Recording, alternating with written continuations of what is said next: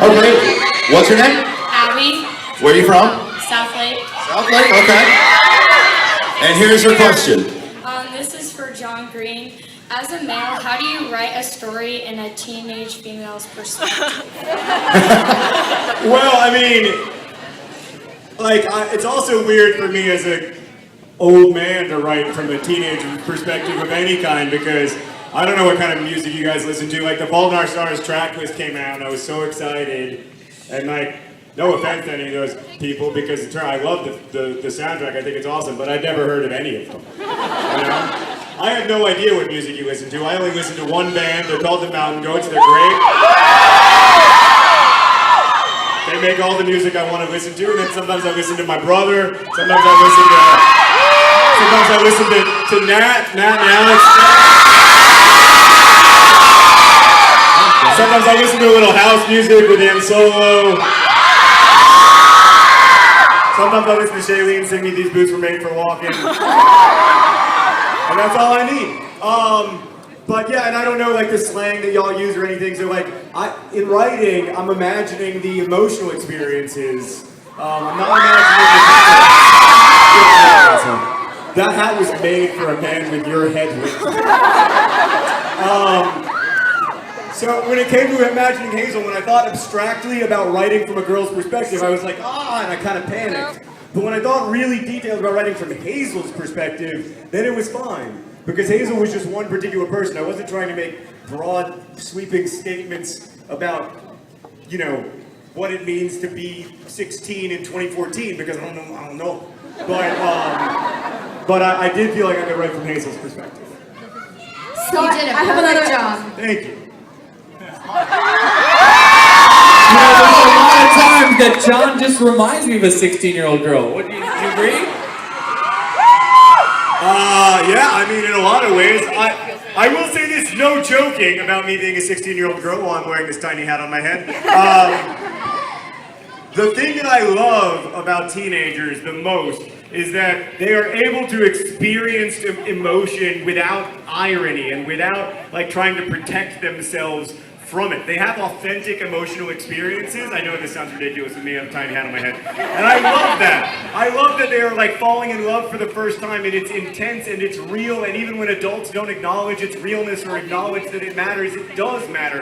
And I love that they're grappling with big questions about what the meaning of life is and why we suffer and all that stuff. They're doing it without irony and without fear and with great openness. And in that way, I am a 16-year-old girl.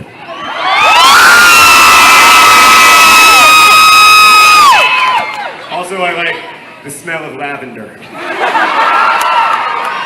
me. I'll give you other.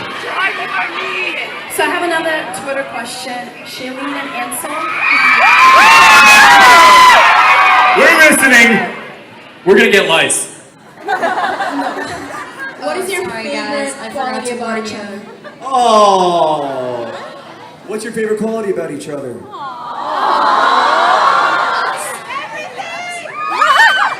Shailene and Ansel. Oh, what's our favorite qualities about each other?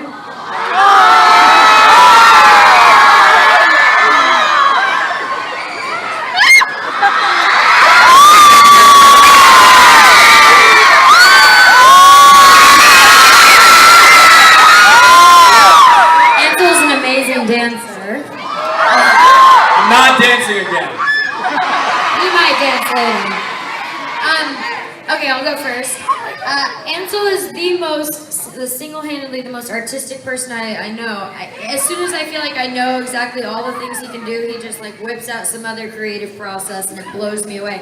He paints those tiny miniature things. They're better than any that you can find in any toy store anywhere. It's insane.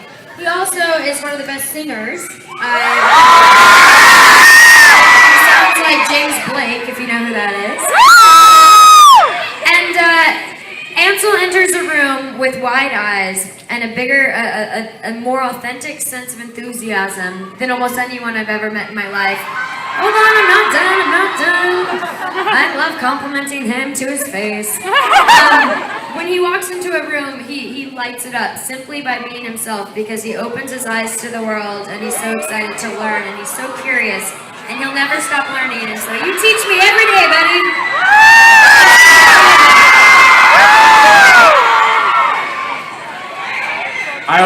blush when I'm around Shailene. Shailene is so unique. She always is herself. She doesn't let anyone bring her down. She doesn't let anyone tell her who she is. And that's really unique, and she's such a powerful woman for that.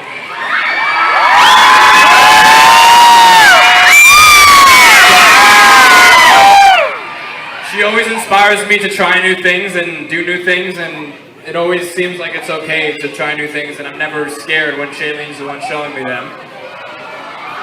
And she's always happy and always wants to go on an adventure, so that's, you couldn't find a better friend to go on an adventure with. We make a pretty good team. So John, you really... Let me tell you my favorite thing about you, Nat.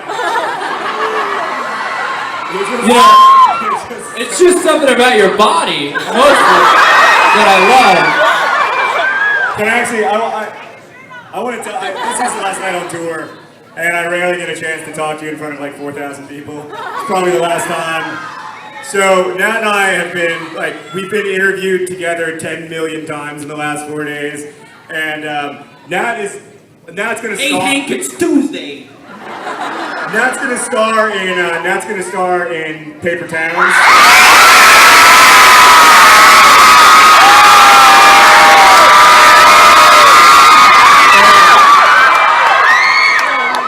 I'm just so excited about the chance to spend a few more months with the funniest person I think I've ever been friends with. It's so fun to hang out with you, and I'm gonna miss you. John Green... Can I tell you my favorite thing about Shailene? Shailene is more, Ansel said this, but I'm going to repeat it.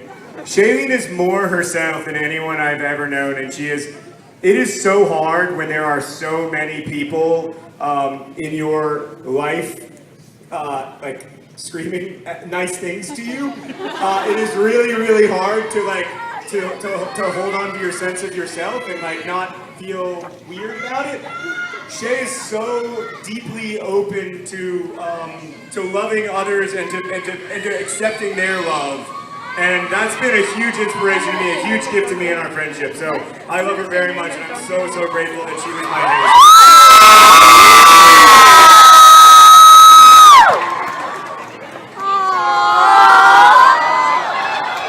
And my favorite thing about Ansel, my beloved Gus, my dear friend, my beautiful, awesome, supremely talented friend who is an absolute revelation in this movie, who's going to blow you away, is that he is a very good breakdancer.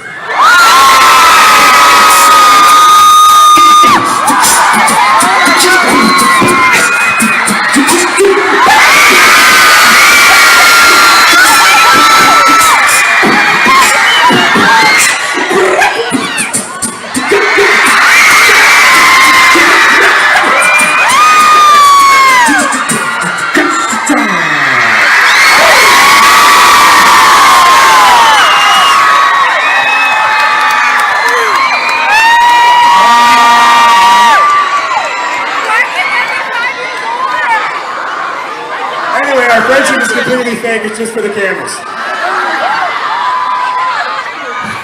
First off, that was awesome. Okay, what's your name?